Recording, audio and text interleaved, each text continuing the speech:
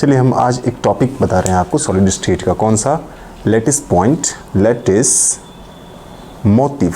एक नया term introduce किया गया नए वाले एनसीईआरटी में, मतलब जब रिवाइज किया गया एनसीईआरटी को तो उसमें दिया गया था। अब तो पूरा का पूरा चैप्टर ही हटा दिया गया है। ओके, चैप्टर हटा दिया गया मतलब हाँ, बुक से हटा दिया गया है। बुक नया जो बुक आ रहा है एनसीईआरटी का वो सिर्फ 5 चैप्टर का, सिर्फ 5 चैप्टर्स के आ रहे हैं। ठीक है, पी ब्लॉक, सॉलिड स्टेट, ये सब हटा दिया गया। मतलब जो चैप्टर्स को दिया गया था कि कोविड में बच्चे नहीं पढ़ेंगे, चलो इन्हें हटा देते हैं, इनसे क्वेश्चंस नहीं पूछे जाएंगे, उन चैप्टर्स को पूरा का पूरा बुक से ही हटा दिया गया। चलो अच्छा हुआ ना, बहुत मज़ा आ रहा होगा। देखिए, साइंस में जो टॉपिक्स दिए, चैप्टर्स दिए जा रहे हैं या फिर जिन चीज़ों के बारे में आपको बताया जा रहा है, उनका कहीं ना कहीं भविष्य में बहुत ज़्यादा इस्तेमाल होता है। फ्यूचर में आपको काफ़ी ज़्यादा यूज़ होते हैं। ठीक है, इसलिए इन सारे टॉपिक्स को, इन सारे चैप्टर्स को इंट्रोड्यूस कराया जाता है, इंट्रोडक्शन के तौर पे आपको दिया जाता है 12th में, है ना, जिससे कि आप आगे ईजिली पढ़ सकें या फिर कुछ नया इन्वेंशन कर सकें। क्योंकि साइंस पढ़ रहे हैं तो आपको भविष्य में सिर्फ ऐसा नहीं कि एक सिंपल सा ऑपरेटर बन के रहना है, आपको इंजीनियर बनना है, डॉक्टर बनना है और कुछ ना कुछ नया बनाना है, करना है, आर्किटेक्चर बनना है। In the field of engineering, architecture and medical, तीनों, ऐसा नहीं कि मेडिकल में नहीं, ठीक है, इन सब में सॉलिड स्टेट का काफ़ी ज़्यादा यूज़ होता है और बहुत ज़्यादा आपको हेल्प मिलेगा फ्यूचर में सॉलिड स्टेट से, भले चैप्टर हटा दिया गया हो। ठीक है, तो यहाँ पे हम बात कर रहे हैं क्या कि एक टॉपिक, छोटा सा टॉपिक, क्या मोटिव, एक टर्म इंट्रोड्यूस किया गया था एनसीईआरटी में। ज़रा सा मिस्टेक हो गया था। क्या मिस्टेक हुआ था मैं बताऊँगा अभी। ठीक है, और उस मिस्टेक को लेके कैरी कर लिया काफ़ी सारे लोगों ने, बहुत बड़े बड़े टीचर्स, बहुत बड़े बड़े यूट्यूबर्स। ठीक है, आप देखोगे वीडियो, आप सर्च मारोगे तो आपको पता चलेगा, डेफिनेशन तक लिख रहे हैं वो बहुत अच्छे से, जो उसका डेफिनेशन है मोटिव का या बेसिस का, कि बेसिस होता क्या है, उसको डिफाइन कर रहे हैं, लेकिन एक्सप्लेन नहीं हो पा रहा है। ठीक है, तो टफ तो था सच में, तभी तो शायद बहुत सारे लोग एक्सप्लेन भी नहीं कर पा रहे थे सॉलिड स्टेट को अच्छे से। कई सारे टीचर्स तो छोड़ ही देते थे सॉलिड स्टेट को, और इसके चलते चलो अच्छा हुआ कि बच्चे अब रॉन्ग कॉन्सेप्ट लेने से अच्छा है कि नहीं ही लो कॉन्सेप्ट। ठीक है, लेकिन बहुत इन्जॉय करके पढ़ा करते थे जो भी बच्चे पढ़ते थे। ठीक है, और जो समझ देते थे टॉपिक को, चैप्टर्स को, तो उनसे क्वेश्चंस कभी भी ऐसा नहीं था कि नहीं बनता था, बनता ही बनता था। ठीक है, और अभी तक हटाया नहीं गया है, आ रहे हैं क्वेश्चंस, कंपटीशन में आ रहे हैं और मे बी कि फ्यूचर में भी आते ही रहेंगे। ठीक है, हटेगा नहीं। चलिए समझते हैं क्या मोटिव। मोटिव समझने से पहले एक चीज़ समझते हैं, क्या लेटिस। ठीक है, लेटिस क्या है? ओके, लेटिस जानिए। जब हम सॉलिड स्टेट की बात कर रहे हैं तो सॉलिड स्टेट है क्या? तो सॉलिड स्टेट क्या है कि ये स्टेट है मैटर का। कैसा स्टेट? जिसमें कि मैटर क्या हो रहा है कि अपने एक पार्टिकुलर पोजीशन को होल्ड करता है और अपने पोजीशन के अराउंड भी मूव नहीं करता है। मतलब वो अपने पोजीशन को चेंज नहीं करता है, भले वो अपने पोजीशन पे ऑसिलेट कर ले। ओके, पोजीशन के अबाउट ही, मतलब अपने मीन पॉइंट पे ऑसिलेट कर लेगा, लेकिन रहेगा वहीं पे। तो ऐसा स्टेट जिसमें सारे के सारे पार्टिकल्स, किसके? मैटर के। तो मैटर के पार्टिकल्स एक फिक्स पोजीशन को ऑक्युपाई किया रहता है, उसी को बोलते हैं सॉलिड स्टेट, है ना। तो ये जो पोजीशन को ऑक्युपाई कर रहा होता है, ये जो पॉइंट को ऑक्युपाई कर, जिस पॉइंट पे ये फिक्स रह रहा है, उन सारे पोजीशन को, मतलब मैटर जो मॉलिक्यूल है या एटम है, ठीक है, या आयंस होंगे, तो उनको एक पॉइंट अगर मान लेते हैं, मतलब मॉलिक्यूल को भी, होल मॉलिक्यूल को एक पॉइंट मान लेते हैं। ठीक है, तो उस पॉइंट को हम लोग अगर इस तरह से दिखाएंगे तो ये एक अरेंजमेंट शो करता है, एक रेगुलर अरेंजमेंट। सब में नहीं होता है, ये सिर्फ क्रिस्टलाइन में हुआ करता है। दो तरह के सॉलिड होते हैं, क्रिस्टलाइन, एमॉर्फस। ठीक है, तो क्रिस्टलाइन सॉलिड में क्या होता है कि ये एक अरेंजमेंट इस तरह से शो करता है, एक रेगुलर पैटर्न में अरेंज होता है। ठीक है, कौन? मॉलिक्यूल्स, ग्रुप ऑफ एटम्स, जिन्हें एक पॉइंट के फॉर्म में दिखा रहा है। तो ये पॉइंट का जो अरेंजमेंट हम दिखा रहे हैं, कहाँ पे? स्पेस में। ठीक है, तो स्पेस में, क्योंकि जरूरत नहीं को प्लेन में तो होता नहीं है कोई मैटर। ठीक है, होता तो 3D है वो। ओके, अब समझ में आता है कि इस AI के युग में, जहाँ की 3D को इतने अच्छे से एलोबरेट कर दिया जाता है और इतना ईजिली माइंड में सेट कर दिया जाता, वहाँ सॉलिड स्टेट को है ना, सिलेबस से हटा दे रहा है। ठीक है, 12th में बच्चे को पढ़ाया नहीं जा रहा है, जबकि कितना यूज़ होना है इसका पता नहीं, कुछ सोच के किया गया होगा, देखते हैं। ठीक है, तो ये पॉइंट्स, ठीक है, इस तरह से ये जो अरेंजमेंट हो रहा है हमारा पॉइंट्स का, यही क्या कहला रहा है? लैटिस, पॉइंट नहीं, अरेंजमेंट ऑफ पॉइंट्स। ठीक है, तो ये पॉइंट क्या कहलाते हैं? Lattice point. क्या कहलाएंगे? Lattice point. यस, ठीक है, तो ये पॉइंट्स हैं लैटिस पॉइंट। कौन सा पॉइंट है, कैसा पॉइंट, आप ये समझते हैं। अब देखिए यहाँ पे बात हो रही है क्या कि मैं जैसे बात कर रहा हूँ एक मॉलिक्यूल HCl, ओके, HCl। अब ये हुआ हमारा H और ये है हमारा Cl। HCl एक मॉलिक्यूल, इसका सेंटर को हम एक पॉइंट ले लिए। ठीक है, देखिए मान लीजिए ये मॉलिक्यूल हमारा, ये है हमारा एटम H और ये है हमारा एटम Cl। तो अगर ये पूरा का पूरा होल एक पॉइंट है, तो ऐसा ऐसे जैसे जहाँ जहाँ पे पॉइंट्स हैं वहाँ वहाँ तक अगर इस तरह के अरेंजमेंट बना दिया जाए, स्ट्रक्चर बना दिया जाए। ठीक है, ये मैंने H के लिए बनाया, ठीक है, और ये क्लोराइड के लिए बनाया। ओके, तो देखो ये भी एक अरेंजमेंट दिख रहा है हमें। ये छोटे छोटे पॉइंट्स नहीं है, ये पूरा का पूरा एक मॉलिक्यूल है। ये क्या है? मॉलिक्यूल। ठीक है, ये क्या है? Molecule HCl। तो ये जो अरेंजमेंट आपको दिख रहा है एक रेगुलर मैनर में, क्लोराइड क्लोराइड क्लोराइड, चलो मैं लिख के दिखा देता हूँ। ठीक है, ये H और ये Cl, ये H और ये Cl। तो ये जो इस तरह से जो अरेंजमेंट कर रहे हैं, इनको अगर पूरे के पूरे मॉलिक्यूल के एक पॉइंट मानते तो इस तरह से होता है। ऐसा ही पॉइंट नीचे में भी है, तो फिर नीचे में उसी तरह से अरेंजमेंट होगा HCl HCl, कुछ इस तरह का। ये जो रेगुलर मैनर में आपको अरेंजमेंट दिख रहा है, ठीक है, किसका अरेंजमेंट? एटम्स का या आयन का। कहाँ से? अपने लैटिस पॉइंट से। अब पॉइंट यहाँ हिडन है, पॉइंट नहीं दिखा रहा हूँ मैं। ठीक है, अपने लैटिस पॉइंट जो उसका सेंटर दिया है, लैटिस पॉइंट से, ठीक है, एक अरेंजमेंट जो दिख रहा है लैटिस पॉइंट से कितना डिस्टेंस पे है, डिस्टेंस पे स्पेस भी पता चल रहा है कि कितना स्पेस में है, ये इसके बीच का स्पेस क्या है।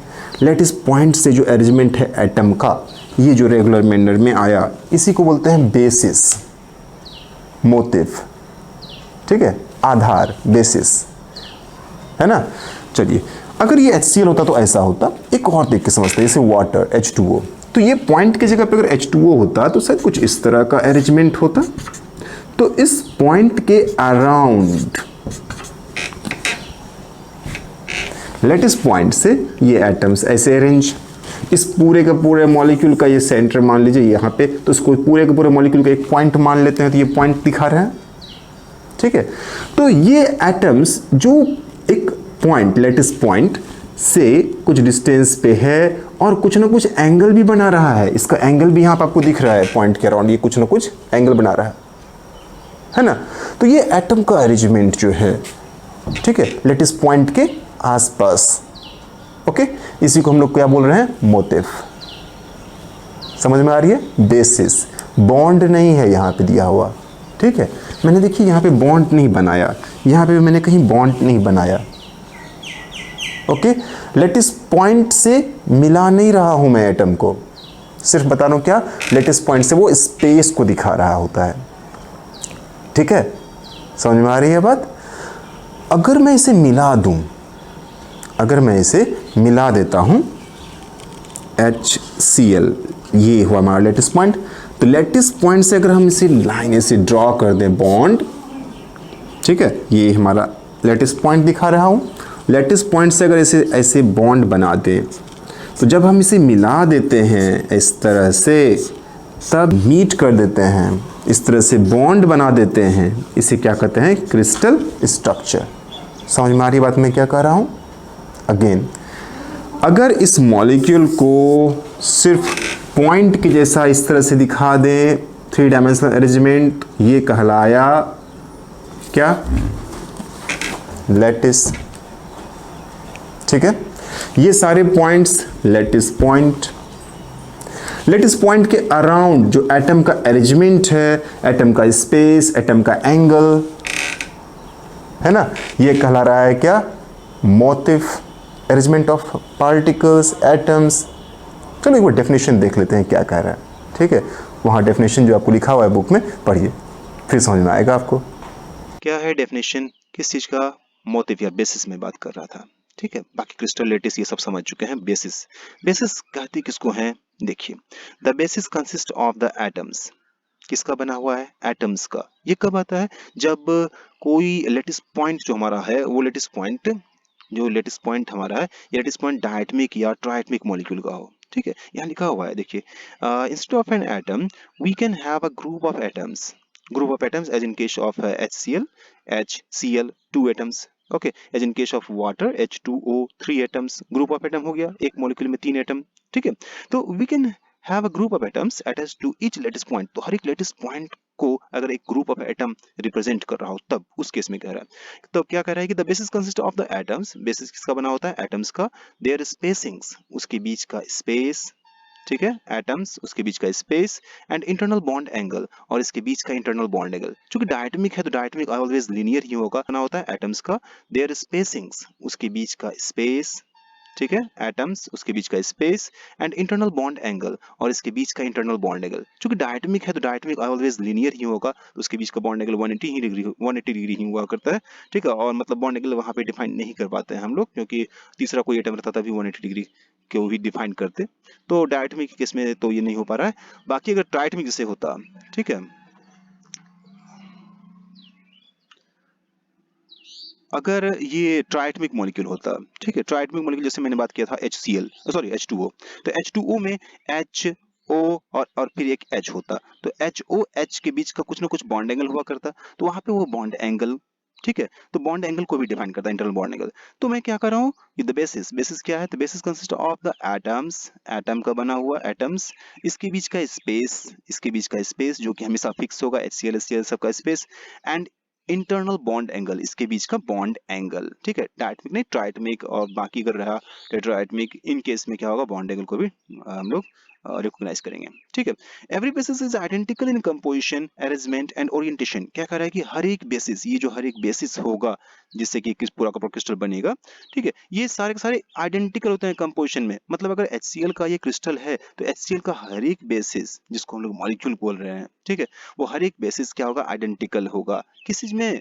कंपोजिशन में। हर एक में एक H और एक Cl, सॉरी, ठीक है, एक H और एक Cl, एक H एक Cl, एक H एक Cl, तो सब में HCl कंपोजिशन 1:1 हमेशा। ठीक है, सबके बीच का बॉन्ड माने स्पेसिंग, स्पेसिंग मतलब बॉन्ड लेंथ, सबके बीच का बॉन्ड लेंथ इक्वल, और सबका बॉन्ड एंगल अगर होता जैसे H2O के केस में, ठीक है, बेंट होता है, ठीक है, 104.5, और अगर CO2 रहता तो वो लीनियर रहता 180 डिग्री। ठीक है, तो जो भी बॉन्ड एंगल रहेगा, ठीक है, इंटरनल बॉन्ड एंगल, ये मतलब ओरिएंटेशन, ठीक है, तो कंपोजिशन, अरेंजमेंट और ओरिएंटेशन, ये क्या होता है, आइडेंटिकल हुआ करता है। समझ गए? यही है हमारा क्या, बेसिस, मोटिव।